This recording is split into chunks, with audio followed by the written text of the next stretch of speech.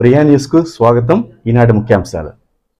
రామచంద్రాపురం మండలంలో గుండోడు కణం రోడ్డు అభివృద్ధికి శ్రీకారం పెట్టిన ఎమ్మెల్యే పులివర్తి నాని గారు ఎన్నికల సమయంలో గుండోడు కణం రోడ్డు సమస్యను ఇంకా మంచి రోజు చూసుకుంటారు కదా. అంటే ఈ 7 నెలలు చూస్తారు, సంక్రాంతి అని కదా, ఈ 2-3 రోజులు చేయొచ్చు. ఎప్పుడైనా చూసి స్టార్ట్ చేస్తాం. గుండోడు కణం రోడ్డు 55 లక్షల NRGS నిధులను మంజూరు. కొత్త నెల్లూరు నుండి టీడీ కంట్రికా వరకు రోడ్డు అభివృద్ధికి చెందుతుంది. రోడ్డు వేస్తే సుమారు 30 గ్రామాల ప్రజలు తిరుపతికి వెళ్ళడానికి సుమారు 7 కిలోమీటర్ల దూరం తగ్గుతుంది.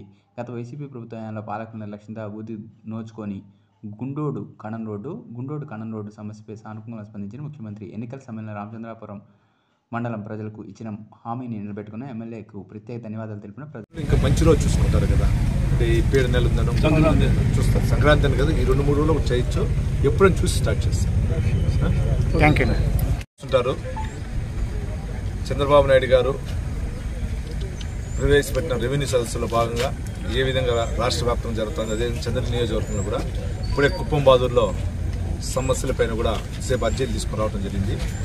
గత గెలిచిన వెంటనే 3వ నెలకి ఇక్కడ ఉన్నటువంటి గ్రామస్తులందరూ కలిపి మాకు ఈ గుండోడు కనుమ రోడ్డు కానీ మీరు చేసేయగలిగితే మేము పక్కన ఉన్నటువంటి తిరుపతి రూరల్ పోటీ 7 కిలోమీటర్ డిస్టెన్స్ తగ్గుతుంది, 7 కిలోమీటర్ తగ్గిందంటే మాకు బాగుంటుందని చెప్తే దానిపైన ఆ రోజు ఉన్నటువంటి మన సీఎం గారి దృష్టికి తీసుకుని వెళ్ళి సీఎం గారు ఇమీడియట్గా దాన్ని కలెక్టర్ గారి దృష్టికి తీసుకొచ్చి దీన్ని కూడా 2,52,00,000 కూడా 2.5 కిలోమీటర్ రోడ్డు కూడా ఏర్పాటు చేయడం జరిగింది.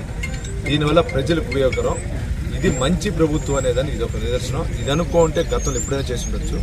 ఒక చంద్రగిరి ఎమ్మెల్యేగా నన్ను గెలిపించిన ప్రతి పౌరుడికి కృతజ్ఞత ఉంటూ వారి సమస్యలు పరిష్కరించేదే ఏదో నోటికి 4 ఉందనే ఇష్టంగా మాట్లాడే వ్యక్తులకు కూడా చెప్తున్నా, మీరు చేయండి, చేసి చూపించుంటే మిమ్మల్ని మాట్లాడేవాళ్ళు ఉంటారు.